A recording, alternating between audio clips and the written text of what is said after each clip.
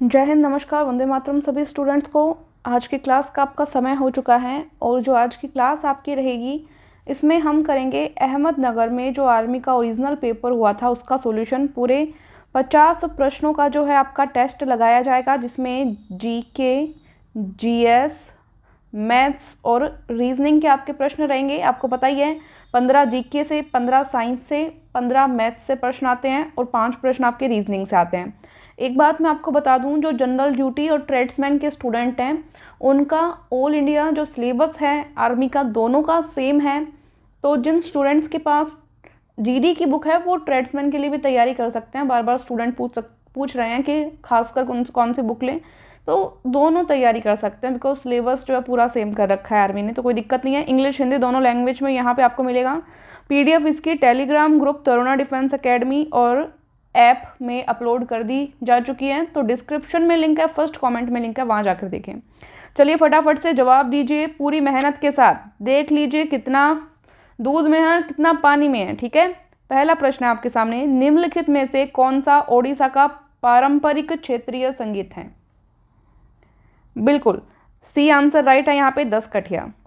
संगीत से सवाल पूछा गया है, नृत्य से भी पूछा जा सकता है। थॉमस कप, जिसे विश्व पुरुष टीम चैंपियनशिप भी कहा जाता है, अंतर्राष्ट्रीय प्रतियोगिता है।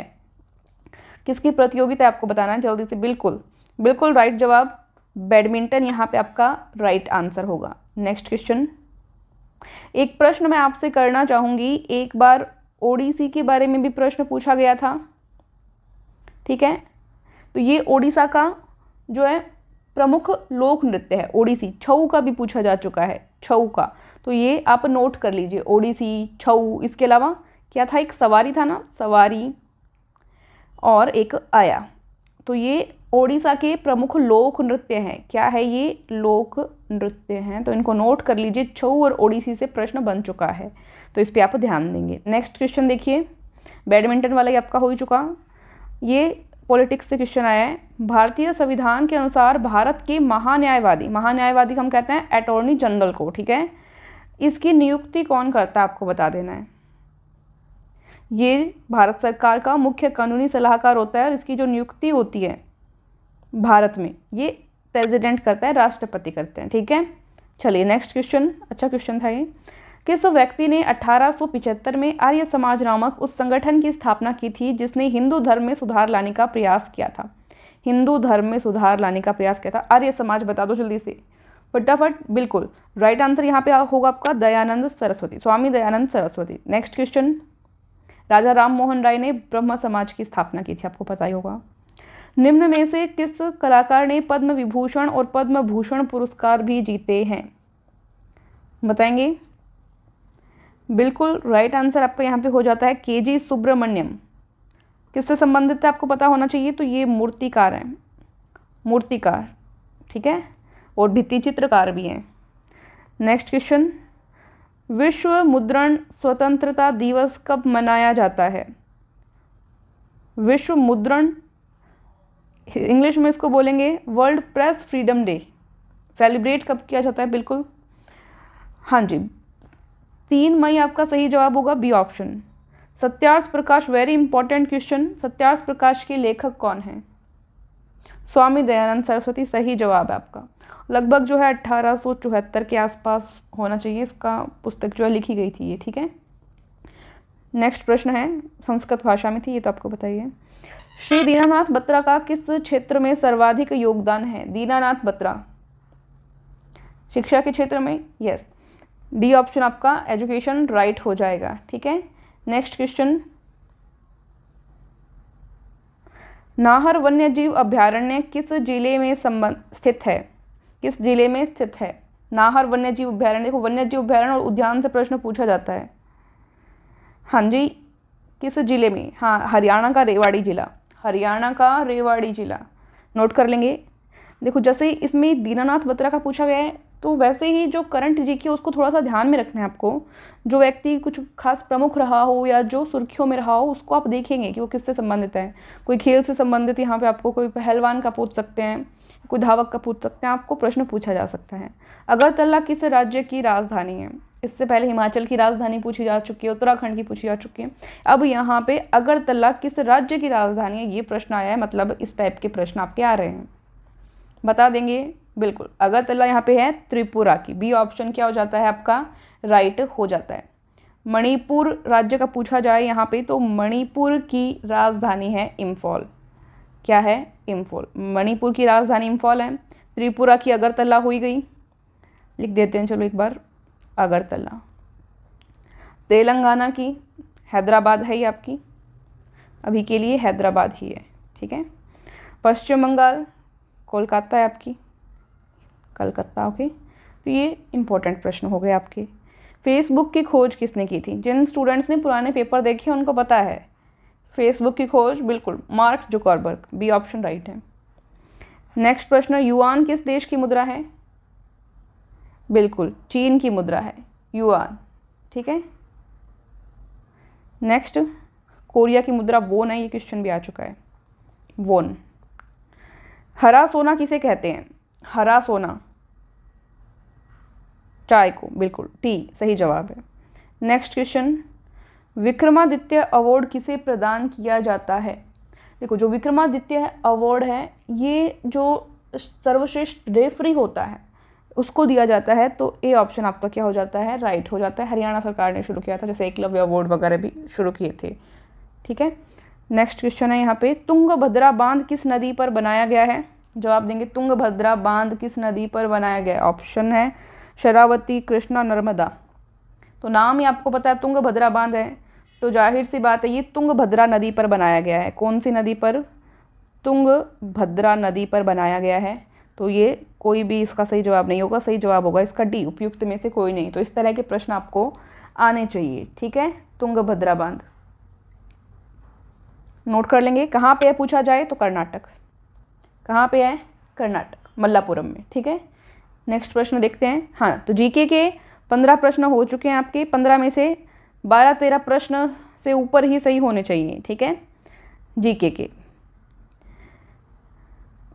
यहाँ पे भाग 2 आ चुका है आपका, सामान्य विज्ञान का, साइंस का। ध्वनि तरंगे किस में यात्रा नहीं कर सकती? अभी इतना इजी क्वेश्चन हो चुका है। इजी क्यों? क्योंकि बार बार रिपीट होता है। Sound waves can't travel in, किस में ट्रेवल नहीं कर सकती? आपको मैंने बताया था जब मैंने तरंग का टॉपिक आपको पढ़ाया था टॉपिक वाइज साइंस में, कि जो ध्वनि है, जो साउंड है, वो एक प्रकार की यांत्रिक तरंग है, मैकेनिकल वेव है। और जो यांत्रिक तरंगें होती है, मैकेनिकल वेव होती है, इनको चलने के लिए किसी ना किसी माध्यम की आवश्यकता होती है। बिना माध्यम के ये चल नहीं सकती।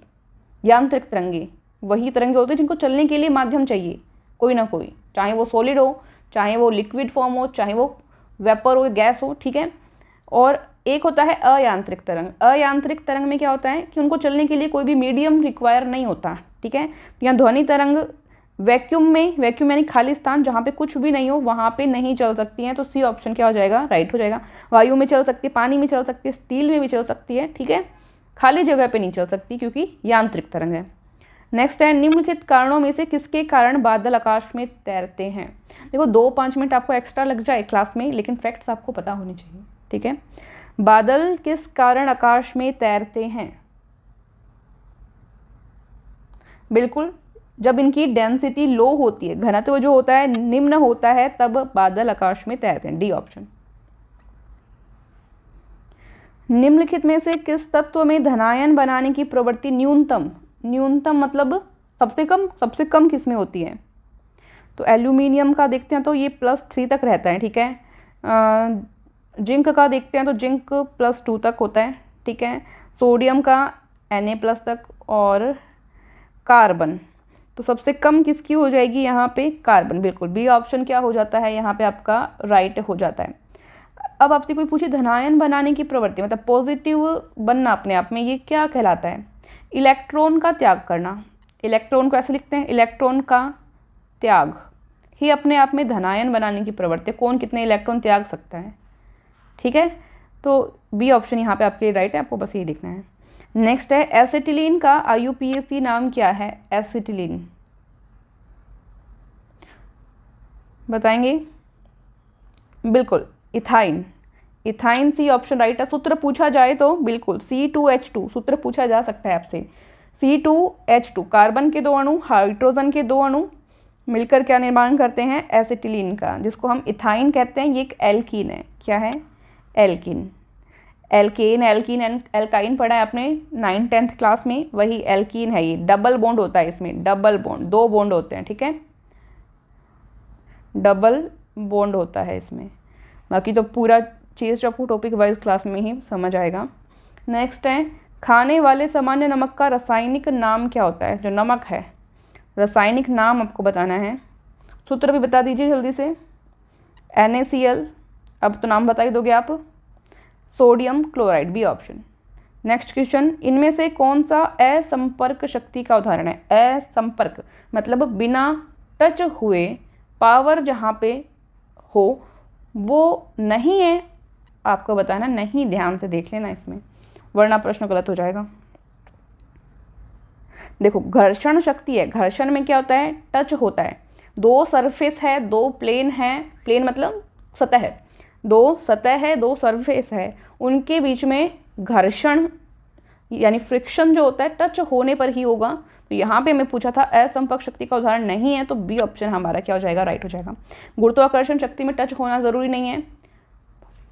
पेड़ से सेब टूट के गिरा था, जब आप न्यूटन्स लॉ पढ़ते हो तो सेब टूट के गिरा था। सेब क्या धरती के टच हो रहा था, नहीं टच हो रहा था, फिर भी उस पर कोई ना कोई फोर्स लग रहा था, ठीक है। चुंबकीय शक्ति, चुंबक दूर से ही खींच लेती है, टच होना एकदम ज़रूरी नहीं है, लोहे को दूर से ही खींच लेगी। ऐसे ही विद्युत स्थित शक्ति, इलेक्ट्रिक पोटेंशियल फोर्स, इनमें टच होना ज़रूरी नहीं है, लेकिन फ्रिक्शन फोर्स है, घर्षण शक्ति, इसमें टच होना ज़रूरी है।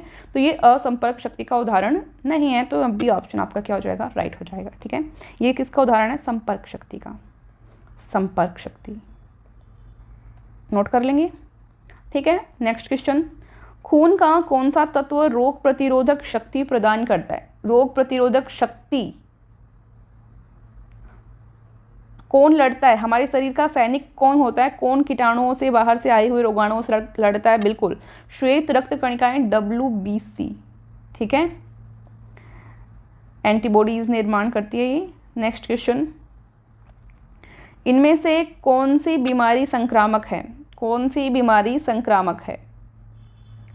7 से लेके 15-16 दिन तक का जीवन काल हो सकता है इनका, अलग अलग भी ये बुक्स में मिल जाता है, बट आप लगभग 7 से 15 दिन तक जा सकते हो, ठीक है, जीवन काल की जब बात करें WBC की।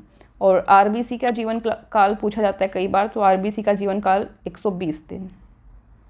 नेक्स्ट क्वेश्चन, इनमें से कौन सी बीमारी संक्रामक है। संक्रामक बीमारी कौन सी है वो बताना है आपको। संक्रामक मतलब जो एक दूसरे से फैल सकती है, एक दूसरे से फैल सकती है, चाहे वायु के माध्यम से, जल, भोजन, किसी भी माध्यम से जो इफेक्टेड व्यक्ति है उससे दूसरे व्यक्ति के संपर्क में आ जाए, ठीक है, बताएंगे। तो पेचिस नहीं है, HIV नहीं है, कैंसर भी नहीं है। ऐसे नहीं है कि एक व्यक्ति को कैंसर हो रहा है, आप उसके पास बैठे हो, हवा में फैल जाएगा या उसके छूने से फैल जाएगा, तो कैंसर ऐसे नहीं फैलता है। पैचिस भी ऐसे नहीं फैलता है, और HIV ऐसे नहीं फैलता है कि छूने भर से आपको हो जाए, ठीक है। तो ये तीनों ही संक्रामक बीमारी नहीं है। टाइफाइड जैसे है, टाइफाइड संक्रामक बीमारी में आ जाएगा। अगर एक व्यक्ति को टाइफाइड और आप ज़्यादा टाइम तक उसके संपर्क में रहे, तो हवा के माध्यम से, उसने जिन वस्तुओं को छुआ, उन वस्तुओं पे जो कीटाणु रहे उनके माध्यम से आप में इसकी संभावना आ सकती है। तो जैसे ये संक्रामक बीमारी है, टाइफाइड हो गया, तो ये नोट करें आप इसको। डी ऑप्शन यहाँ पे राइट होगा, उपयुक्त में से कोई नहीं। नेक्स्ट है, इनमें से कौन सा नाश्ता बच्चे को अधिक शक्ति प्रदान करता है। दूध, चिप्स, बिस्किट, चॉकलेट। ये तो बहुत ही ईजी प्रश्न है, क्या है इसका जवाब देने की ज़रूरत है, ए ऑप्शन, ठीक है, दूध। बच्चों के भोजन में कार्बोहाइड्रेट की कितनी मात्रा होनी चाहिए। देखो ध्यान देंगे, बच्चों का पूछा आपको। शरीर की जो कुल ऊर्जा होती है उसमें लगभग 50 से 80% तक जो है कार्बोहाइड्रेट होता है, और बच्चों की यहाँ बात की जाए तो जो कार्बोहाइड्रेट की मात्रा होती है वो लगभग 45 से 50 मान सकते हैं आप। डी ऑप्शन राइट होगा, ठीक है। तो ये आपके क्वेश्चन हुआ, क्वेश्चन नंबर 25। क्वेश्चन नंबर 26 पे आ चुके हैं आप। उत्तल दर्पण, जिसको हम इंग्लिश में कहते हैं कॉन्वेक्स मिरर, किस प्रकार की इमेज देता है, कैसी छवि देता है, बता देंगे। बिल्कुल आभासी, इमेजनरी तो रहती है, और वर्टिकल, उधर सीधी, ठीक है, आभासी और सीधी। सी ऑप्शन राइट होगा। कृत्रिम रेशम कहलाता है। कृत्रिम रेशम जिसको हम कहते हैं आर्टिफिशियल सिल्क, किसको कहते हैं? फैक्ट्रीज में निर्माण किया गया है, ह्यूमन ने बनाया है, मानव ने बनाया है आर्टिफिशियल सिल्क जिसको हम कहते हैं। बिल्कुल रेयॉन राइट आंसर है आपका, ए ऑप्शन। 8वीं क्लास की साइंस की बुक में दिया हुआ है इसके बारे में। अगर 10th तक में साइंस जीके अगर बहुत अच्छे से हमने पढ़ा हो ना, मैथ्स वगैरह, तो हमें कोई बहुत बड़ा पहाड़ तोड़ने की ज़रूरत नहीं है तैयारी में, अगर 10वीं तक की किताबें हमने सीरियस होकर ढंग से पढ़ी हैं। नेक्स्ट है, जलवायु परिवर्तन और विश्वव्यापी तापक्रम वृद्धि पैदा करती है। किसके अंदर, कौन वृद्धि पैदा करता है इसमें? जलवायु परिवर्तन में और विश्व में जो तापक्रम की वृद्धि हो रही है उसमें कौन सी गैस है बताएंगे? बिल्कुल carbon dioxide gas, D option right हो जाएगा आपका। नेक्स्ट प्रश्न जवाब दे रहे हैं, ईमानदारी के साथ देख रहे हैं, एक ऐसा नहीं कि एक दूसरे का देख के जवाब देंगे। जीवाश्म ईंधन का एक उदाहरण है। जीवाश्म ईंधन का उदाहरण कोयला होगा, जाहिर सी बात है, डी ऑप्शन राइट है, बिल्कुल ईजी था ये तो। जो बहुत पुराने टाइम पहले ऐसे कहते हैं कि धरती में उथल पुथल हो गई थी, पेड़ पौधे और जो सब जीव जंतु जानवर सब थे वो सभी नीचे दब गए थे और कार्बन बन रहा है उनका, और कोयला पेट्रोलियम वगैरह प्राकृतिक गैस वगैरह जो रहती हैं वो जीवाश्म ईंधन का उदाहरण होती हैं। ठीक है, नेक्स्ट प्रश्न देखते हैं, एड्स पैदा करता है, एड्स कौन पैदा करने वाला है? प्रोड्यूस कौन करता है एड्स को? एड्स का पूरा नाम पूछा जाता है एक्वायर्ड इम्यूनो डिफिशियंसी सिंड्रोम, और ये होता है HIV वायरस से। HIV वायरस का पूरा नाम होता है ह्यूमन इम्यूनो वायरस। HIV का पूरा नाम होता है ह्यूमन इम्यूनो वायरस, एड्स का पूरा नाम होता है एक्वायर्ड इम्यूनो डिफिशियंसी सिंड्रोम, और ये वायरस होता है, वायरस यानी विषाणु। ए ऑप्शन आपका राइट हो जाता है। ठीक है, साइंस हो चुकी है, अब साइंस में बताएंगे GS के अंदर आपके कितने प्रश्न 15 में से सही हुए हैं।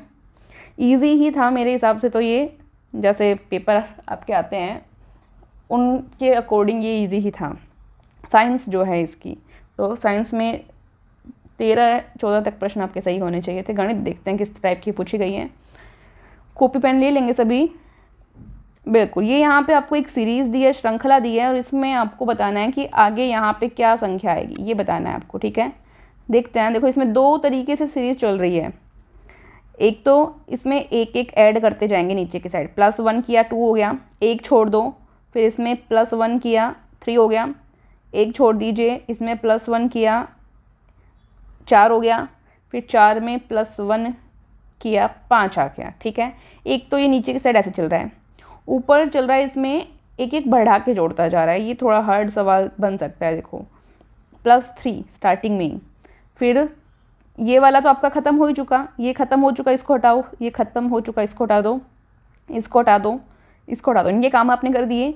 अब +3, अब 3 से आगे वाले में जाएंगे, कितना ऐड किया है? 5 ऐड किया है। ठीक है, कोई बात नहीं। इससे आगे वाले में जाएंगे, 5 में 2 और जोड़ दो, कितना ऐड करो? 7, 2 एक्स्ट्रा जोड़ते जाओ। ठीक है, अभी आपने 7 जोड़ा है ना, अगली बार कितना जोड़ना पड़ेगा आपको? 9 जोड़ो। अगली बार कितना जोड़ना पड़ेगा? 2 बढ़ा के जोड़ रहे हैं, तो 9 आप जोड़ते हो किसके अंदर? 15 में। 15 आया ना अभी यहाँ पे, 15 में 9 जोड़ोगे तो कितना हो जाएगा आपका? 24 हो जाएगा। कितना हो जाएगा? 24। ये सवाल को आप हार्ड बोल सकते हो, इजी सवाल तो नहीं है ये, एक बार में नहीं समझ आने वाला। मैंने तो पहले से सॉल्यूशन कर रखा है इनका, तो फटाफट से मैंने कर दिया है, बट सोचने वाला सवाल बनता है यहाँ पे। और जब कभी ऐसे दिमाग नहीं लग रहा हो तो एक सवाल पर अटकना नहीं है आपको, आगे के सवाल करो और इसको लास्ट में देखो फिर से। ठीक है, ताकि टाइम नहीं वेस्ट हो। तो ये 2 तरीके से चला, नीचे एक एक जोड़ते गए और ऊपर पहले 3 जोड़ा, फिर 2 बढ़ाया 5, फिर 2 बढ़ाया 7 जोड़ा, फिर 2 बढ़ाया 9 जोड़ा, ऐसे आगे से आगे। 24 राइट आंसर है ए। ठीक है, नेक्स्ट है, ये आपका बोर्ड मास का प्रश्न है। बोर्ड मास समझ रहे हैं? बोर्ड मास बताया हुआ आपको, बोर्ड मास का रूल। तो सबसे पहले इसमें आपको ये वाला सोल्व करना है, बार सोल्व करने हैं, जिसको हम हिंदी में क्या बोलते हैं मुझे याद नहीं आ रहा, बट बार सोल्व करनी है शुरू में आपको। इसको सोल्व करेंगे, कितना आ जाएगा आपका? 6 आएगा यहाँ पे। इसको सोल्व कर दो सबसे पहले, 2 और 4 6 हो जाएगा।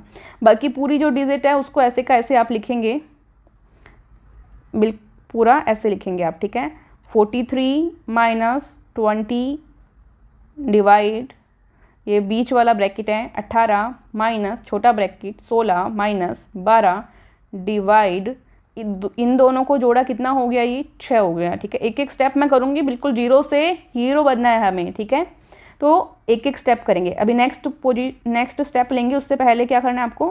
पूरा वापस लिख देना है, पूरा वापस लिख दो, सेम लिख रही हूँ मैं, कोई दिक्कत नहीं है। 16 नेक्स्ट हमको डिवाइड करना होता है, अभी इसको सोल्व करेंगे। 12 में 6 का भाग देना है, 12 में 6 का भाग दोगे 2 बार जाएगा, 6 दूनी 12, तो यहाँ पे कितना आ जाएगा आपका 2 आ जाएगा, कोई दिक्कत नहीं है। अभी इन सबको बंद करो वापस। 43 माइनस 20 डिवाइड 18 माइनस, अभी देखो 16 और 2, 16 में से 2 माइनस किया, 16 में से 2 माइनस किया, कितना बचेगा 14 बचेगा आपके पास। ओके, अभी करो बंद, ख़त्म, छोटा बीच वाला ब्रैकेट का काम ख़त्म हो चुका। ठीक है, नेक्स्ट देखो 43 माइनस 20 डिवाइड, अभी ये जो बीच वाला ब्रैकेट रहा है इसका काम ख़त्म करो। 18 में से 14 माइनस करोगे, कितना बचेगा आपके पास 4 बचेगा। तो मंजिला ब्रैकेट जो बीच वाला ब्रैकेट है वो काम ख़त्म। ठीक है, 43 माइनस 20 और 4 है यहाँ पे डिवाइड में, 4 का भाग दो, 4 5 20, तो 5 आ जाएगा यहाँ पे। और ये आपका हो जाएगा 43 माइनस 5 कितना होता है 38, कितना होगा 38, ये आपका राइट आंसर होगा 38। ठीक है, एक एक स्टेप करते जाओ, अपने हाथ से करोगे ना अपने आप सवाल सोल्व होते जाएगा, कोई दिक्कत नहीं आएगी। ठीक है, तो ये आपका ए ऑप्शन राइट था, कोई दिक्कत नहीं है। एक दो बार प्रैक्टिस करो, दोबारा देखो, नहीं समझ आ रहा पॉज करो वीडियो को, दोबारा देखो। ठीक है, नेक्स्ट है यहाँ पे 33 नंबर क्वेश्चन। इसमें क्या है, इसमें बस जोड़ना है आपको, पॉइंट्स वाला दशमलव वाले जोड़ अगर आपको आते हैं तो आप ये इजीली कर सकते हैं। देखो पॉइंट्स में आपको क्या ध्यान रखना है, चलो मैं आपको करके दिखाऊंगी ये प्रश्न। पॉइंट जो है एक के ऊपर एक ही आना चाहिए, मतलब पॉइंट जो है एक लाइन में आने चाहिए, आपको ये देखना है बस। अभी 235 हम लिख रहे हैं यहाँ पे, चलो कोई दिक्कत नहीं है।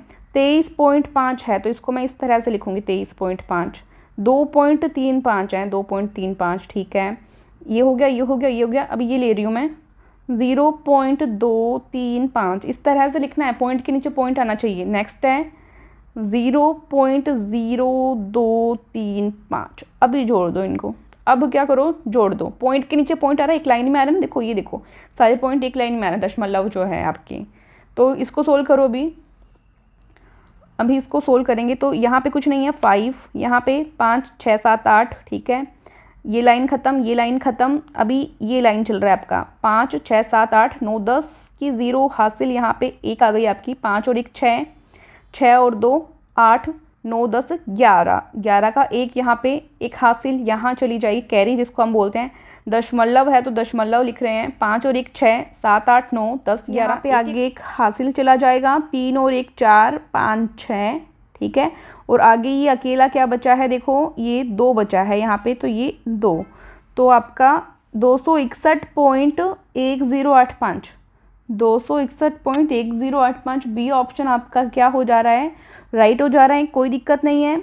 तो इस तरह से हमको ये सॉल्व करना है, बहुत ही स्लोली, गलत नहीं करना है, तो ये हो जाएगा, प्रैक्टिस करेंगे हो जाएगा। ठीक है, नेक्स्ट जो प्रश्न यहाँ पे देख रहे हैं हम, यदि पिज़्ज़ा के, कोई पिज़्ज़ा है उसका 4/7 भाग का मूल्य 300 रुपये हो तो पिज़्ज़ा का 4/5 भाग का मूल्य क्या होगा। ठीक है, चलो कोई दिक्कत नहीं है, ट्राई करेंगे, हम करते हैं अभी। 4/7 भाग पिज़्ज़ा का मूल्य इसने कितना बताया है, 300 रुपये बताया है। ठीक है, कोई दिक्कत नहीं है, एक भाग का निकाल लोगे, 4/7 भाग का है, एक भाग का निकाल सकते हो ना आप, एक भाग का निकालोगे कितना हो जाएगा, यहाँ निकाल रही हूँ मैं, 300 था, ये 4/7 इसके डिवाइड में आ जाएगा, 4/7 है ना, ये इसके डिवाइड में आ जाएगा। अब ये डिवाइड के डिवाइड में होता है, ये कहाँ चला जाता है, ऊपर चला जाता है, आपको पता है, तो 4 तो यहाँ नीचे रह गया, 7 डिवाइड के डिवाइड में, बटे के बटे में 7 चला जाएगा यहाँ पे ऊपर, आपके पास ये आ गया। अभी आप इसको काटो, 4 एकम 4, 4 7 28, 2 बच गया, 4 5 20, 75 गुणा 7, 75 को 7 से गुणा करते हैं, ये आपका 525 आता है ना, 75 7 525 करके देख लेना एक बार, ये आपका एक भाग का मूल्य आ गया 525 रुपये। आपको कितने का निकालना है, ये एक भाग का आया है, कितने भाग का है, एक भाग का, आपको कितने का निकालना है यहाँ पे 4/5 भाग का, तो इसको क्या कर दो आप 4/5 से गुणा, 525 को 4/5 से गुणा कर दो, ठीक है, काट लो इसको, 5 एकम 5, 1 0 भाग टूट गया, और 5 25, 105 गुणा 4, 105 को 4 से गुणा करो, कितना आ जाएगा आपका 420 रुपये, 420 रुपये आंसर आ रहा है। ये कितने भाग का आ रहा है आपका, 4/5 भाग का मूल्य। ठीक है, तो राइट आंसर आपका यहाँ पे हो जाएगा, देखिए 420 है क्या ऑप्शन में, बिल्कुल ए ऑप्शन आपका राइट मिल रहा है आपको। नेक्स्ट प्रश्न देखते हैं, 16,641 का वर्गमूल रूट निकालना है, स्क्वायर रूट क्या होगा। ठीक है, भाग विधि से निकाल सकते हो आप या गुणनखंड करके निकाल सकते हो, गुणनखंड सभी को आता है, मैं यहाँ आपको भाग विधि करके दिखाऊंगी ताकि थोड़ा आपको आइडिया हो जाए कि किस तरह से किया जाता है। पीछे से आपको 2-2 के पेयर बनाने हैं, ये 2 का पेयर, ये 2 का पेयर, और ये एक बेचारा अकेला बच गया, इसको अकेला पड़े रहने दो, हमें क्या दिक्कत है। ठीक है, करो इसको सोल्व। तो ऐसे लिखना, आपको 1 को 1 से गुणा करते हैं तो कितना आता है, 1 आता है। ठीक है, एक बार हमने किया है, ऊपर 1 आ रहा है, तो अब 1 में से 1 माइनस करो, कितना रहता है, यहाँ पे 0 रहता है, इसकी जगह क्रॉस भी लिख सकते हैं, 0 लिख सकते हैं। ठीक है, कुछ नहीं बचा। अभी नेक्स्ट जो पेयर है वो उतारो, यहाँ पे 66। अभी आपको यहाँ पे क्या प्रोसेस करनी है, देखिए कौन सी साइड में बात कर रही हूँ, इस साइड, इन दोनों को जोड़ के लिख देना है आपको, इन दोनों को जोड़ो, यहाँ लिख देना है, कितना आ गया आपका 2। अब यहाँ पे आपको एक संख्या सोचनी है, यहाँ पे एक संख्या सोचनी है, क्या संख्या है जिसको उससे गुणा कर दें तो या तो 66 आ जाए या 66 से छोटा आ जाए। ठीक है, तो मैं वो संख्या सोच रही हूँ 2। ठीक है, तो मुझे 2 यहाँ पे भी लिखना होगा और यहाँ पे भी लिखना होगा। अब 22 को 2 से गुणा करते हैं, कितने आते हैं, 44। 66 में से 44 माइनस करते हैं, कितने बचते हैं, 22 बचते हैं। ठीक है, अब मैंने ये 3 क्यों नहीं लिया, क्योंकि 23 को फिर 3 से गुणा करना पड़ता हमको। ठीक है, तो आगे बड़ी संख्या आ जाती। अब 22 आपका यहाँ पे बच गया। नेक्स्ट ये क्या है आपके पास, 41 है, ये वाला आप नीचे उतार लीजिए, जोड़ा 41 आ गया। अब वापस वही यहाँ पे आपको वही काम करना होगा, ये देखो इसको जोड़ना होगा, 22 और 2 को जोड़ दो, कितना आ जाएगा आपके पास, 24। कितना आ गया आपके पास, 24। अब यहाँ पे आपको एक संख्या सोचनी है, क्या लिखो, क्या लिखोगे, 8 बार नहीं 9 बार आप इसको करोगे गुणा, 249 को 9 से गुणा करो, 2241 ही आएगा आपका, करके देख लेना। तो ये अभी आपका समाप्त होता है। कितनी बार किया, 9 बार किया, तो यहाँ पे भी हमें क्या लिखना होगा, 9 लिखना होगा ऊपर। तो ये हमारा उत्तर हमें मिल गया, यहाँ जो आए 129, सी ऑप्शन राइट है। देखो जिस स्टूडेंट ने 6ठी या 7वीं क्लास या लगभग 5वीं क्लास में वर्गमूल निकालना भाग विधि से एकदम सही से नहीं सीखा, उसके लिए बहुत दिक्कत है। तो आप कोई छोटी क्लास की किताबें लें और ऐसे कर सकते हैं, कोई भी छोटा भाई बहन उसकी किताबें लें और उससे खूब सारी प्रैक्टिस करें, तभी ये आपको अच्छे से समझ आएगा। नेक्स्ट प्रश्न देखेंगे अभी हम, 1 और स्वयं को छोड़कर, ये जो संख्या दी हुई है इसके कितने गुणनखंड हो सकते हैं। 1 और स्वयं को छोड़ देना है, ध्यान रखें। देखो इस तरह का सवाल जब भी आपसे पूछा जाए, सबसे पहले सबसे सरल तरीका जो है वही देखते हैं कि इसके ऊपर जो घात है वो देखते जाएंगे। यहाँ पे घात कितनी है, 6 है, और 1 स्वयं तो 6 + 1। ठीक है, गुणा, यहाँ पे घात कितनी है, 2 है, तो 2 और 1 स्वयं तो 2 + 1, आगे गुणा। यहाँ पे घात देखेंगे कितनी है, 4, 1 स्वयं तो 1, और इसको गुणा। यहाँ घात कितनी है, 2 है, 2 + 1 और गुणा। अब इसको आगे सोल्व करो, 6 और 1 7 गुणा, 2 और 1 3 गुणा, 4 और 1 5, 2 और 1 3। इन सबको मल्टीप्लाई कर लो आपस में, कितने आ जाते हैं, 5 15 7 21 21 गुणा 15, 315। ये 315 आ रहा है आपका। अब इसने सवाल में एक चीज़ कही है, ये घात है मतलब कितने गुणनखंड है ये देख रहे हैं हम। तो देखो यहाँ पे कहा है 1 और स्वयं को छोड़कर, मतलब 2 चीज़ें आपको छोड़ देनी, एक तो 1 और 1 स्वयं, तो 2 इसमें से आप माइनस कर दो, कितने बचते हैं आपके पास, 313। मतलब इस संख्या के 313 गुणनखंड हो सकते हैं। डी ऑप्शन आपका राइट होगा। ठीक है, जब भी इस तरह का सवाल पूछे आपको यही करना है। नेक्स्ट प्रश्न है आपका, एक भिन्न और उसके व्युत्क्रम का योग यहाँ पे दिया हुआ है, माइनस का 89/40, दोनों भिन्न में से छोटा भिन्न क्या हो सकता है। दोनों भिन्न में से छोटा भिन्न क्या हो सकता है। प्रश्न किया है कि एक भिन्न और उसके व्युत्क्रम, व्युत्क्रम का अर्थ होता है उल्टा। ठीक है, तो इन दोनों का योग दिया हुआ है आपको, -89/40। चलो करते हैं। यहाँ पे सवाल देखो, x मान लेते हैं हम, क्या मान लेते हैं, जो भिन्न है, भिन्न हम x मान लिए हैं। अब प्रश्न वाला क्या बोल रहा है, भिन्न और उसके उल्टे का योग, यानी x और x का उल्टा क्या हो गया, 1/x। इनका योग कितना आना चाहिए, -89/40। ये आना चाहिए। ठीक है, अभी क्या करना है, इसको सोल्व करना है आपको, आगे और कुछ भी नहीं है। तो इसको सोल्व करेंगे तो यहाँ पे इसके बट्टे में कुछ नहीं है, एक मान लीजिए लघुत्तम लो, x आ गया, ऊपर आ गया, x को x से गुणा किया, x की स्क्वायर, लघुत्तम लेना आता है, एलसीएम लेना आता है, x से x कट गया 1 बराबर -89/40। ठीक है, ये आ गया। अभी आपको क्या करना है, थोड़ा इसको यहाँ पे कर लेते तो आप इजी समझ पाते। ठीक है, यहाँ पे मैं करने की ट्राई करूँगी इस प्रश्न को, आगे यहाँ पे होगा। ठीक है, अब x की स्क्वायर प्लस 1 आपका यहाँ पे रहा है, ये 40 यहाँ भाग में है, ये यहाँ गुणा में चला जाएगा, और ये x यहाँ भाग में है, ये इसके साथ यहाँ गुणा में चला जाएगा।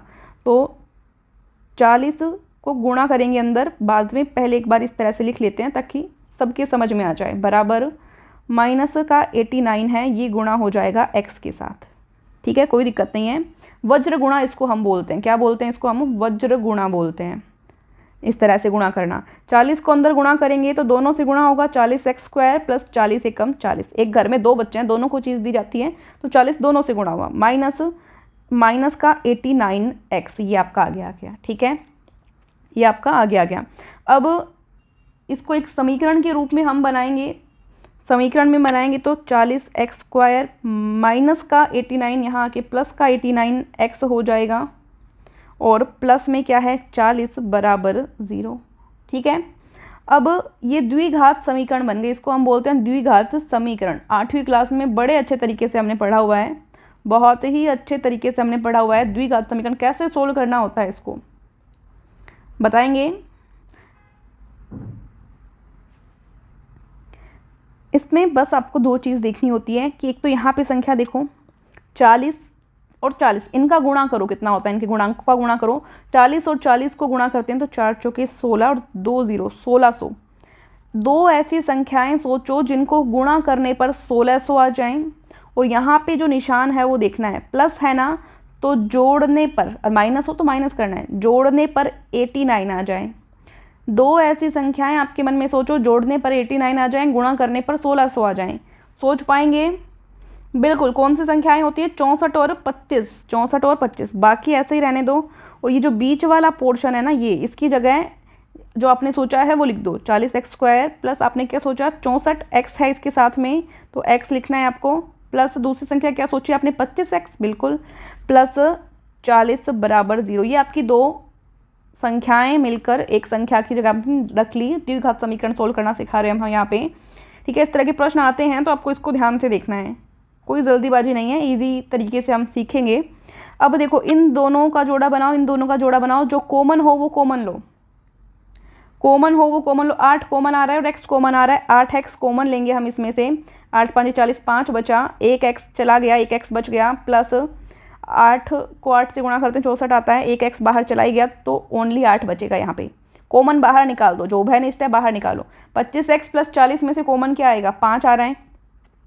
ठीक है, 5 का 5 में किया, 5 बार जाएगा, x यहाँ बच ही रहा है, और 5 8 40, 8 बच गया, बराबर 0। अब ध्यान देने वाली बात ये है आपको, अगर ये दोनों ब्रैकेट सेम आए तब तो जी आपने सही किया, और दोनों ब्रैकेट सेम नहीं आए मतलब आपने गलत किया है। सेम आ रहे हैं मतलब आपने सही किया है। अब ये जो आगे वाला पोर्शन है ना, इसको एक साथ लिख लो, ठीक है, और ये जो उभयनिष्ठ पोर्शन है जो दोनों में सेम आ रहा है, ये एक साथ आ जाएगा। कहने का मतलब इसको जो ब्रैकेट वाला है उसको उभयनिष्ठ ले लिया। ठीक है, अब बराबर 0, दो ब्रैकेट्स क्या आ रहा है, दोनों ब्रैकेट को अलग अलग बराबर 0 लेके चलो। 8x प्लस 5 बराबर 0, तो इसमें 8x, ये प्लस का 5 है, इधर जाके माइनस का हो जाएगा, ये x यहाँ अकेला रहेगा, और ये 8 यहाँ गुणा में है, यहाँ आके भाग में आ जाएगा, तो x की वैल्यू आपकी आई है -5/8। इससे करके देखते हैं, 5x प्लस 8 बराबर 0, 5x बराबर 8 यहाँ प्लस का, इधर जाके माइनस का, x यहाँ पे 5 इधर गुणा में, इधर जाके भाग में, तो x बराबर -8/5। ठीक है, ये दो जो है आपके यहाँ पे x के मान आ रहे हैं। आपसे पूछा क्या गया है कि दोनों भिन्नों में से छोटा भिन्न क्या होगा। ये दोनों भिन्न आ गए आपके, छोटा भिन्न क्या होगा वो आपको यहाँ पे बताना है। ठीक है, तो यहाँ पे ज़्यादा छोटी संख्या जो होगी वो आपको यहाँ पे देख लेनी है, तो वो आपकी हो जाएगी यहाँ पे -8/5।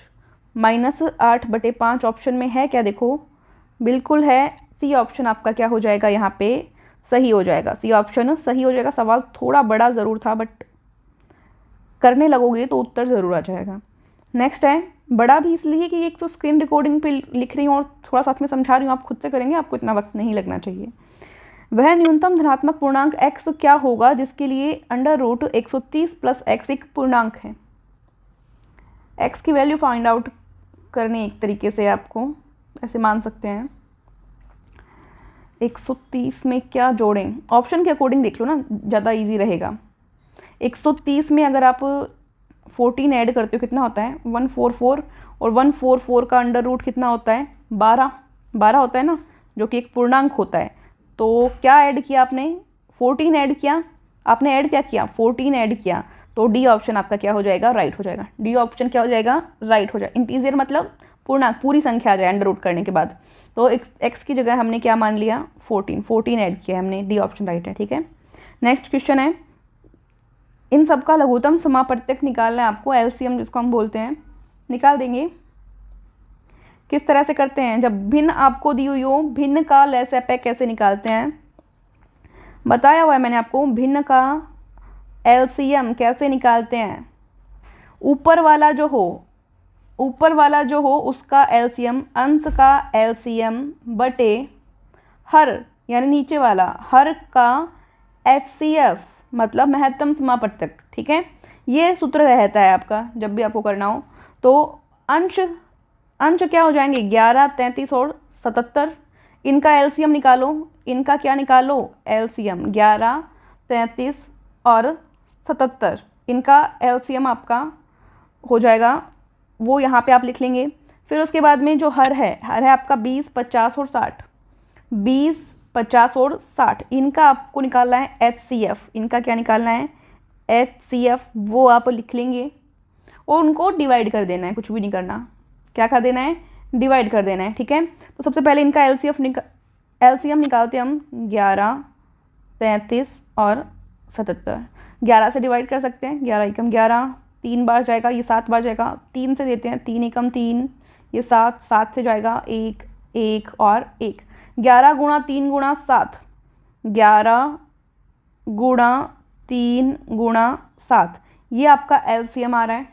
आगे कट कर सकते हो या डायरेक्ट यहाँ भी लिखना आपको लिख सकते हो, गुणा कर लेंगे, कितना 231 आ रहा है ना 231। ठीक है, एचसीएफ निकालो, एचसीएफ मतलब होता है हाईएस्ट कॉमन फैक्टर, 20, 50 और 60 में हाईएस्ट कॉमन फैक्टर हो सकता है जी, क्या हो सकता है 10 हो सकता है, उसके अलावा तो नहीं होगा। तो एचसीएफ क्या आ गया, हाईएस्ट कॉमन क्या हो सकता है 10 हो सकता है, 10 इसका मैसेप आ गया। ठीक है, 10 आपको इस सूत्र में मान रख देना है। अंश का एलसीएम कितना आया आपका, कितना आया भाई 231, हर का एचसीएफ कितना आया ये रहा 10, हाईएस्ट कॉमन फैक्टर 10, 231 बट्टे 10, ये ऑप्शन में मिल जाता है तो बढ़िया, नहीं मिल जाता तो भाग दे, तो डिवाइड करोगे तो 23 सही 1/10, बिल्कुल बी ऑप्शन क्या हो जाएगा आपका सही जवाब, बिल्कुल। नेक्स्ट प्रश्न देखेंगे, प्रश्न नंबर 40, थोड़ा ही रहा है अब तो। 84 को 2:1 के अनुपात में विभाजित किया गया है। ठीक है, 2:1 के अनुपात में विभाजित किया है 84 को, दोनों भागों में से बड़ा भाग कौन सा होगा। ज़्यादा कोई खास प्रश्न नहीं है, इजी ही है, बट एक दो बार आपको टेक्निक पता चल जाए तो आप आराम से कर सकते हैं। इसको करने का एक बहुत ही इजी तरीका भी होता है,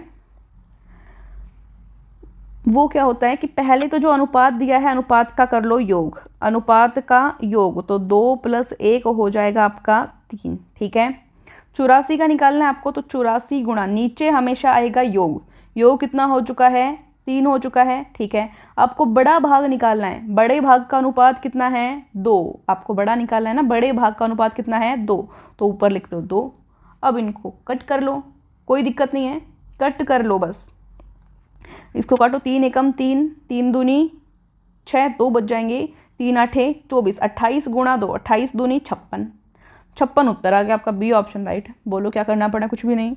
नेक्स्ट प्रश्न देखो, एक बाल्टी तनुकृत डाइल्यूट अम्ल से पूरी तरह यानी एसिड से पूरी तरह भरी हुई है जिसमें पानी 41% है। यदि शुद्ध अम्ल की मात्रा 17.7 लीटर हो तो बाल्टी की क्षमता लीटर में कितनी है ये बताना है।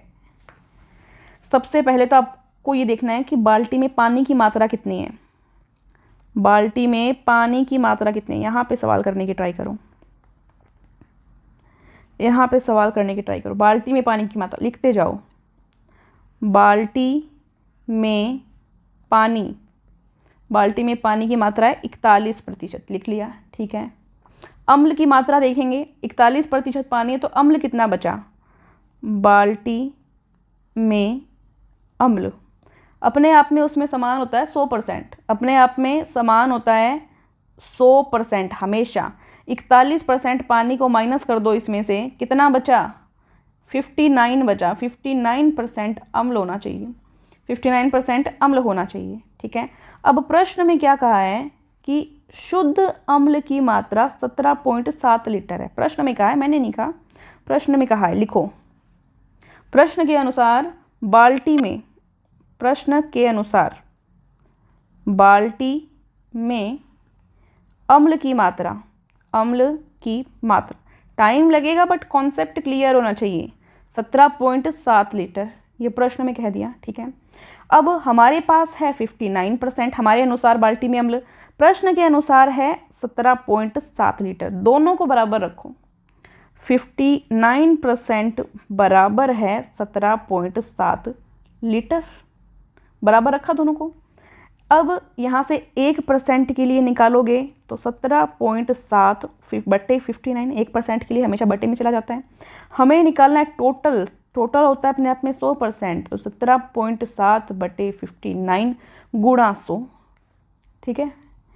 तो अब इसको सोल्व कर लो, अब कर लो इसको सोल्व करना तुमको आता ही है।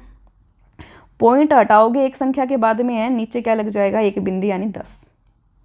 एक 0 से, चलो अगले स्टेप में मैं आपको काट के दिखाती हूँ। 59 गुणा 100 बटे 10, एक 0 से एक 0 कट जाएगा, कोई दिक्कत नहीं है, काटो, बस काटना है अभी आपको।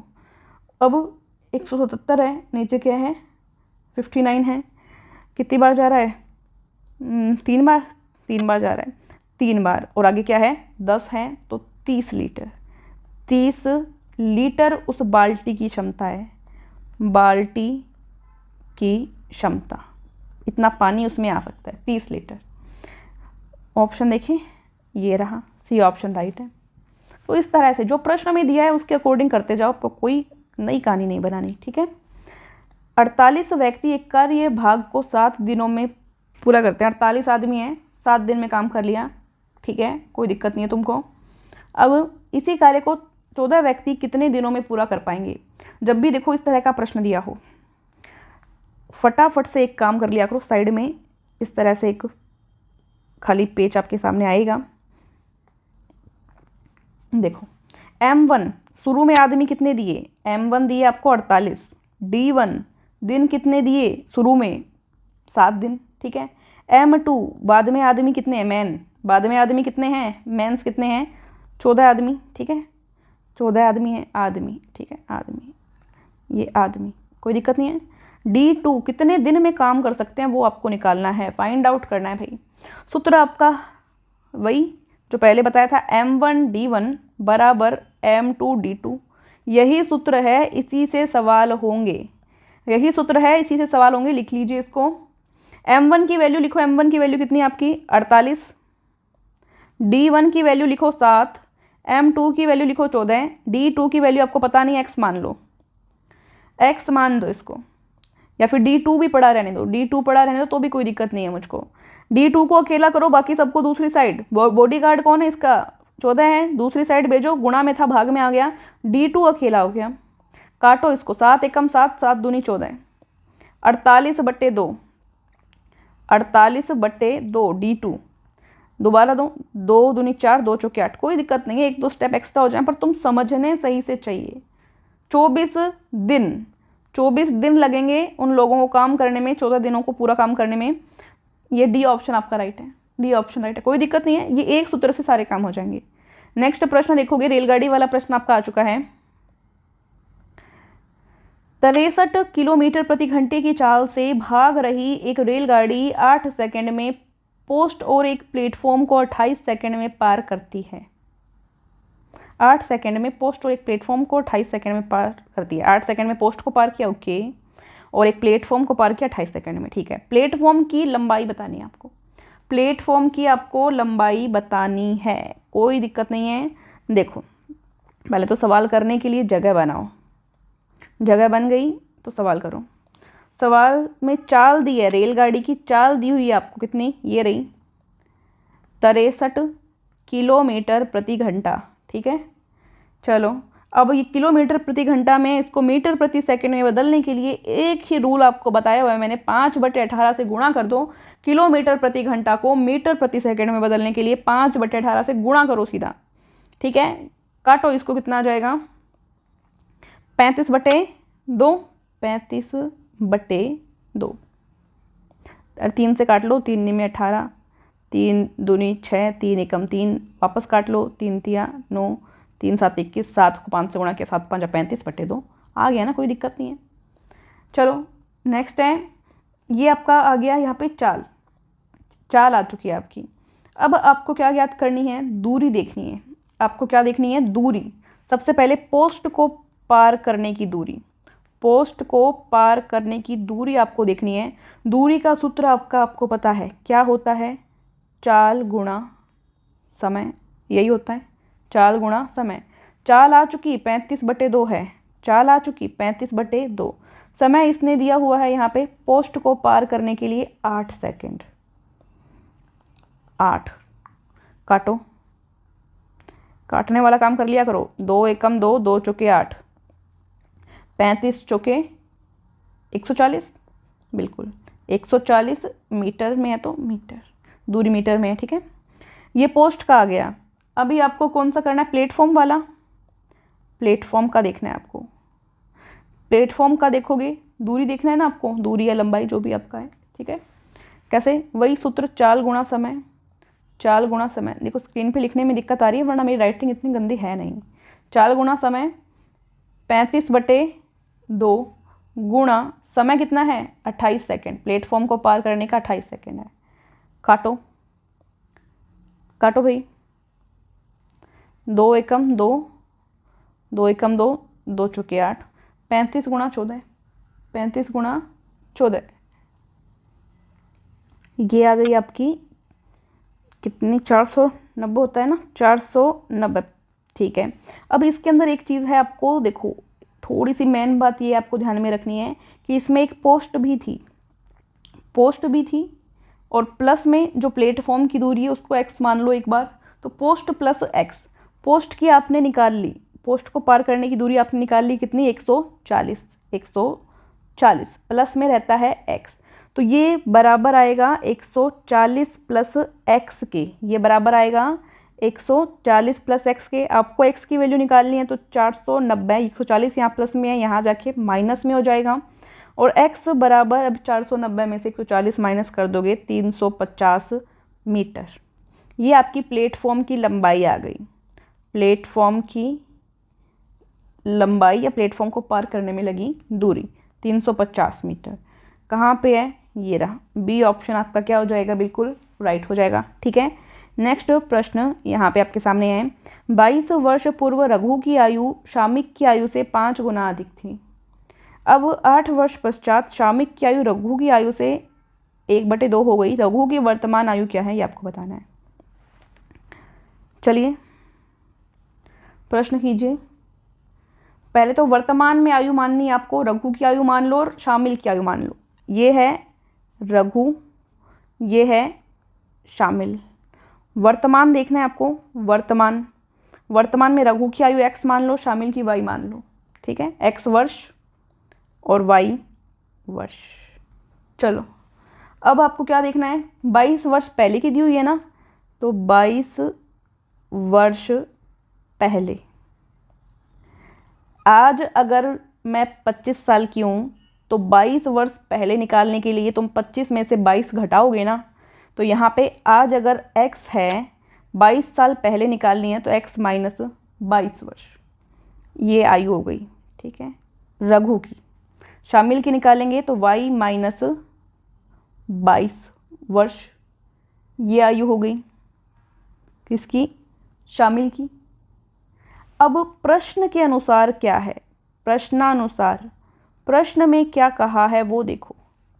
प्रश्न में कहा है कि 22 वर्ष पूर्व रघु की आयु शामिक की आयु से 5 गुना अधिक थी। रघु की आयु शामिक की आयु से 5 गुना अधिक थी। मतलब रघु की आयु बराबर रघु की आयु बराबर शामिक की आयु गुणा 5, शामिक की आयु गुणा 5, यही तो मतलब हुआ। रघु की आयु कितनी है, x माइनस 22, ये रही x माइनस 22 बराबर शामिक की आयु कितनी है, ये रही y माइनस 22, गुणा किससे कर देना है आपको, 5 से। कोई दिक्कत नहीं है, इतना हो गया। जैसा सवाल में बोला था वही किया मैंने, कोई भी नई चीज़ नहीं की। अब इसको सोल्व कर लो थोड़ा सा। x माइनस 22 बराबर, ये 5 अंदर गुणा होगा, घर में कोई भी टॉफ़ी आई दोनों बच्चों को दी जाएगी, घर में 2 बच्चे, तो 5y माइनस, इसको सोल्व करेंगे x, ये 5y इधर प्लस का इधर जाके माइनस का हो जाएगा, ये 88 यहाँ माइनस का था, इसको यहीं रहने दो, ठीक है। समझ तो आ गया ना 88 कैसे आपको। 22 को 5 से गुणा किया, 22 को 5 से गुणा किया, 5 दूनी 10, हासिल 1, 5 दूनी 10, हासिल 1, 110, और 110 में से 22 ये इधर माइनस में है ना, ये इधर आके प्लस का हो जाएगा, प्लस माइनस माइनस, तो ये 22 इसमें से माइनस हो जाएगा, तो कितना बचेगा आपका, ये 88, कितना बचेगा 88, ठीक है। तो ये 88 मैंने लिख दिया। समझ में आ गया सभी को, कोई दिक्कत तो नहीं है, या वापस एक स्टेप करके दिखाऊं, चलो कोई दिक्कत नहीं, मैं लिख देती हूँ। 22 को 5 से गुणा किया 110, अब ये 22 इधर माइनस का है, ये इधर आके प्लस का हो जाएगा, अभी तो कोई दिक्कत नहीं है, अभी तो आपको समझ में आएगा। x माइनस 5y बराबर, अभी ये प्लस माइनस माइनस होगा, ये सॉरी ये यहाँ पे 110 लिख दिया था ना मैंने, तो वापस इसको 110 लिखो, वापस करके दिखा रही हूँ मैं एक एक स्टेप, तो सीधा लिख दिया था मैंने गलती से। 88, ये माइनस की बड़ी संख्या तो माइनस का रहेगा, ठीक है, या सीधा कर लिया करो, इतना तो आपको समझ में आ जाना चाहिए, ठीक है। अभी ये एक समीकरण आपकी बन गई है, एक समीकरण बन गई। दूसरी यहाँ पे देखेंगे, दूसरी शर्त क्या है, 8 साल बाद शामिक की आयु रघु की आयु की आधी हो जाएगी। दूसरी शर्त देख रहे हैं, सेकंड शर्त। सेकंड शर्त क्या है, पहले तो आयु निकालेंगे, 8 साल बाद आयु, 8 वर्ष बाद, 8 वर्ष बाद आयु देखो पहले तो रघु की आयु तो हो जाएगी x प्लस 8, और शामिक की आयु क्या हो जाएगी, ये तो रघु की है, ये शामिक की, उसकी y मान रखी थी ना, तो y प्लस 8 हो जाएगी, ठीक है। अब सेकंड शर्त क्या कह रही है, सेकंड शर्त कह रही है कि जो रघु की आयु है उससे शामिक की आयु आधी हो जाएगी, तो रघु की आयु बराबर, रघु की आयु बराबर, या तो आप कर लो कि रघु की आयु शामिक की आयु की दुगनी हो गई एक तरीके से, क्योंकि शामिक की आयु उसकी आधी है, तो इसको दुगुना कर लो, शामिक की आयु को, शामिक की आयु गुणा 2, ठीक है, एक ही बात है, दोनों को एक तरीके से बोल सकते हैं। मेरा भाई मुझसे आधी उम्र का है, या मैं मेरे भाई से दुगनी उम्र की हूँ, एक ही बात है। चलो, तो रघु की आयु x प्लस 8 बराबर शामिक की आयु y प्लस 8, और गुणा में क्या है 2, इसको करो x प्लस 8, ये 2 अंदर गुणा होगा, 2y प्लस 8, तो 16, एक एक स्टेप करें, कोई दिक्कत नहीं है। x यहाँ पे है, 2y इधर आके माइनस का हो जाएगा, ये 16 इधर पहले से था, 8 इधर जाके माइनस का हो जाएगा, x माइनस 2y बराबर 16 माइनस 8 कितना आ गया 8, ये आ गई आपकी दूसरी समीकरण।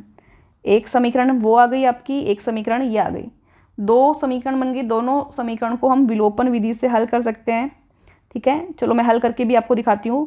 पहली समीकरण आपके पास है x माइनस 5y बराबर माइनस 88, दूसरी समीकरण आपके पास है x माइनस 2y बराबर 8।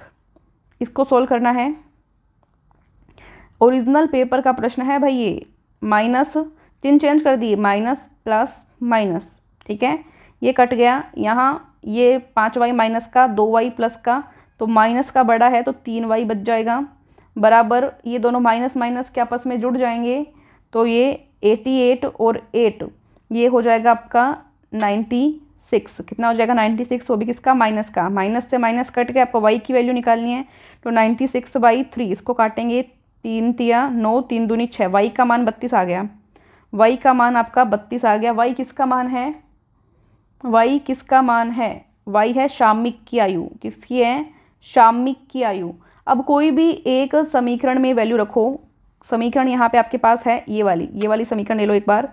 x माइनस 5y बराबर -88। इस समीकरण में वैल्यू रखूँगी मैं y की। x माइनस 5y की जगह हमने रख दिया 32 बराबर -88। ठीक है, x इसको मल्टीप्लाई करो, 5 दूनी 10 हासिल 1, 5 3 15 और 1 16, 160 यहाँ पे आ रहे हैं बराबर -88। ये इधर माइनस का इधर जाके प्लस का हो जाएगा 160। यहाँ पे पहले से 88 माइनस में था, इसको हम माइनस करेंगे, यहाँ पे आपका आ जाएगा 72। x की वैल्यू 72 आई है। ये रघु की आयु है, रघु की आयु है 72। सवाल समझाने में बड़ा ज़रूर हुआ, लेकिन जब आपको प्रैक्टिस हो जाएगी, आपको पता चल जाएगा, तो आप इजीली इसको कर सकते हैं। ठीक है, थोड़ा तीन सवाल लगभग बड़े ज़रूर आएंगे आपके, 3 या 4 सवाल। नेक्स्ट है, लास्ट प्रश्न है मैथ का, क्षेत्रमिति से है। देखो, घनाभ की लंबाई, चौड़ाई और ऊंचाई क्रमशः 6, 5 और 4 दे रखी है। क्षेत्रफल निकालना है आपको।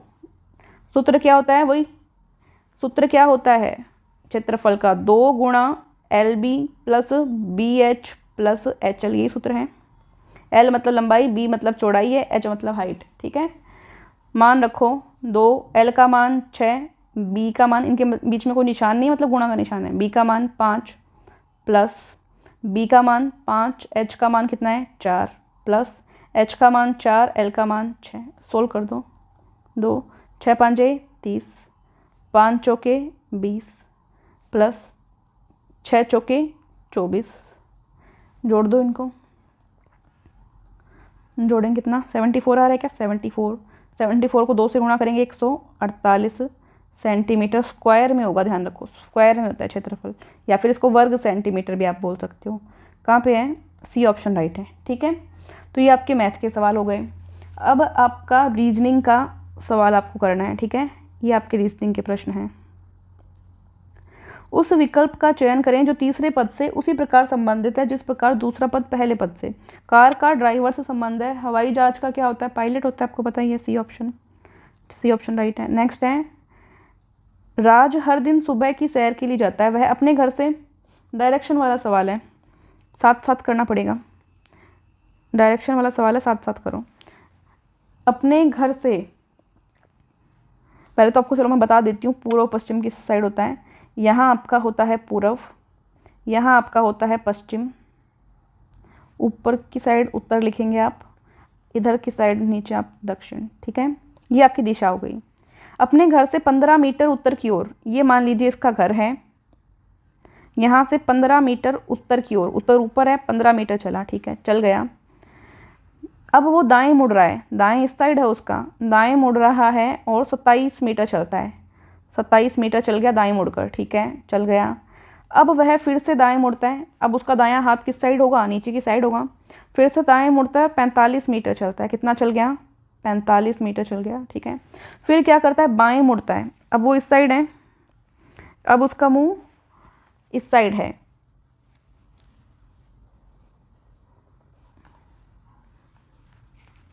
एक सेकेंड रुकिए, अभी आपको सही दिख रहा है।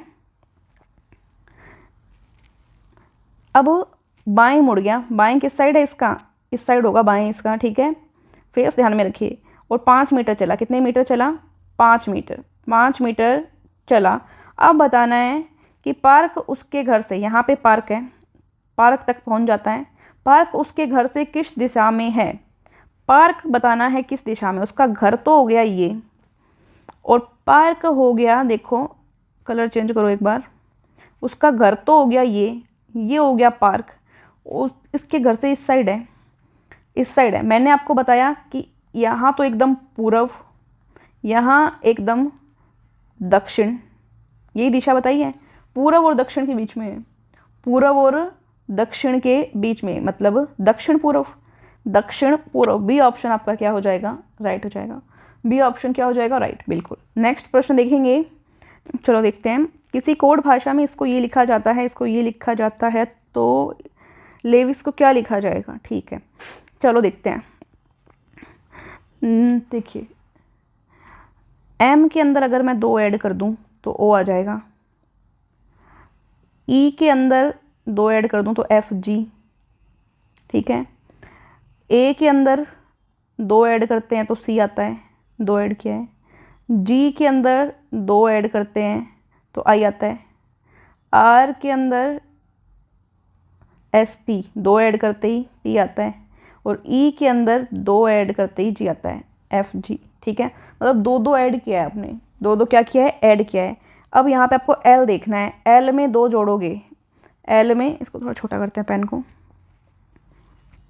अब इसको लेविस को देखना है आपको, इसको करना स्टार्ट करो तो उल्टा से स्टार्ट करना है आपको। क्यों उल्टा से क्यों स्टार्ट करना है, देखो एक मिनट, क्यों, क्योंकि यहाँ जो ई वाला है, ई का जो अपोनेंट है वो इसके सबसे पहले है और एम यहाँ पहले था, एम का जो अपोनेंट है सबसे लास्ट में आ रहा है। ठीक है, तो इस तरह से आपको देखना है। तो एच का देखोगे सबसे पहले, एच का करोगे आप, एच में 2 ऐड करोगे, आपके पास आ जाता है जे। ठीक है, फिर एस में 2 ऐड करो, एस में 2 ऐड करो, क्या आता है, यू, बिल्कुल। आई में 2 ऐड करो, आई में 2 ऐड करोगे तो के आ जाएगा। वी में 2 ऐड करोगे तो डब्ल्यू एक्स, एक्स आ जाएगा।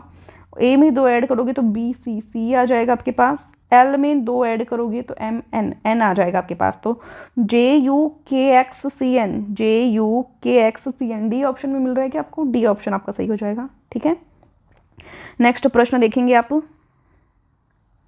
यहाँ पे कोई कोड भाषा है, उसके अंदर इसको लिखा जाता है, इसको क्या लिखना है आपको बताना है। ठीक है, तो देखो यहाँ पे आपको नंबर्स देखना है। नंबर्स देखोगे तो एम की जगह क्या लिखा हुआ है यहाँ पे, एक बार लिख सकते हो आप चाहो तो। एम की जगह यहाँ पे 13 है, एम की जगह क्या है 13। वाई की जगह क्या है यहाँ पे आप देखेंगे तो 25 है, वाई की जगह 25। ठीक है, एस की जगह देखेंगे आप तो 19 है, एस की जगह 19 लिख लीजिए, कोई दिक्कत नहीं है, गलत नहीं होना चाहिए सवाल। फिर टी की जगह देखेंगे तो 20 है, टी की जगह क्या है 20। आई की जगह देखेंगे तो आगे 93 नहीं हो पाएगा ये, आई की जगह 9, सी की जगह 3, ए की जगह 1 और एल की जगह 12। एक्चुअली सही से प्रिंट नहीं हुआ, सही से प्रिंट होता तो आपको ज़्यादा इजी रहता ही करना। आई का यहाँ पे कितना हो जाएगा वैल्यू 9, सी का वैल्यू यहाँ पे हो जाएगा 3, ए की वैल्यू यहाँ पे हो जाएगी 1, एल की जगह 12। ये थोड़ा दूर दूर लिखा रहता है, सही से लिखा नहीं गया प्रिंट में, थोड़ा दूर दूर लिखा रहता है तो आपको पता चल जाता है इजीली कि किसकी वैल्यू क्या है यहाँ पे। ठीक है, अब आपको डी की वैल्यू देखनी है, यहाँ पे डी की वैल्यू निकालनी है। डी कहाँ पे आपका 4 पे आता है अल्फ़ाबेट में, अल्फ़ाबेट के नंबर के हिसाब से देखा है। एम 13 पे है, 25 वाई रहता है, एस 19 पे, टी 20 पे रहता है। तो अल्फ़ाबेट का आपको नंबर याद होना चाहिए, या फिर आपको कोई रफ पेज आपको एग्जाम में मिल रहा हो तो वहाँ लिख लेंगे। डी आता है हमारा 4 नंबर पे। ठीक है, यू आता है हमारा 21 पे। ठीक है, एम हमारा आता है, एम कितने पे आता है, यहाँ पे दिया भी है 13 पे। बी 2 पे आता ही है, साथ में बी वापस 2 पे आता है। ई हमारा कितने पे आता है 5 पे ना। एल कितने पे आता है, एल यहाँ पे दिया भी है देखो 12 पे, दोबारा एल है तो 12 पे हम हमारा ये नंबर बन रहा है। ये नंबर देखोगे आप तो सी ऑप्शन में आपको मिल रहा है, सी ऑप्शन क्या हो जाएगा, राइट हो जाएगा। ठीक है, ये क्वेश्चन नंबर 49 हो गया। लास्ट प्रश्न है आपका, जल्दी से बता देंगे प्लीज़, जल्दी से जवाब देंगे। लास्ट प्रश्न का श्रृंखला दी हुई है, ये आपको नेक्स्ट यहाँ पे क्या रहता है वो बताना है। किस तरह से देखेंगे इसको हम, देखो u है, u में अगर हम -2 करें, -2 करते हैं तो हमारे पास क्या आ जाएगा, s आ जाएगा। ठीक है, और s में अगर हम फिर -2 करते हैं तो कितना आ जाएगा हमारे पास, q आ जाएगा। फिर वापस अगर हम -2 करते हैं तो क्या आ जाएगा हमारे पास, ओ आ जाएगा। ठीक है, ओ से फिर -2 चलते हैं तो कितना आ जाएगा, एम आ जाएगा। कितना आ जाएगा, एम आ जाएगा। तो -2 -2 इसमें कम किया है फर्स्ट जो है, u से -2, फिर इससे -2, फिर इससे यहाँ पे करेंगे -2 तो यहाँ o आएगा, क्या आएगा, o। फिर इससे -2 करते हैं तो m आता है। ठीक है, ये काम ख़त्म। नेक्स्ट देखते हैं। नेक्स्ट यहाँ पे बीच वाला लेना है आपको। z से -3 करते हैं w, w से -3 करते हैं t, t से -3 करते हैं, आपके पास आ जाएगा यहाँ पे q। ठीक है, Q आ जाएगा। फिर Q से -3 करते हैं, N आ जाएगा इस तरह से। नेक्स्ट देखते हैं E वाला लास्ट का, -4 करो, E से -4 करते हैं, A आता है, A से -4 करते हैं W, W से -4 करो तो S आता है, क्या आता है S। फिर S से -4 करो तो O आ जाएगा। हमारे पास उत्तर आया है OQS, A option. A option क्या होगा आपका, राइट होगा। तो ये आपके प्रश्न थे 50 प्रश्न। टाइम ज़रूर लगा बट एकदम उन स्टूडेंट्स के लिए क्लास रही है जिनको कोचिंग नहीं मिल पा रही है या एकदम ज़ीरो से पढ़ना चाहते हैं, एकदम पूरा बेसिक लेवल से पढ़ना चाहते हैं, उनके लिए ये क्लास स्पेशल थी। आई होप आपको पसंद आई हो। Thank you so much. जय हिंद, जय भारत।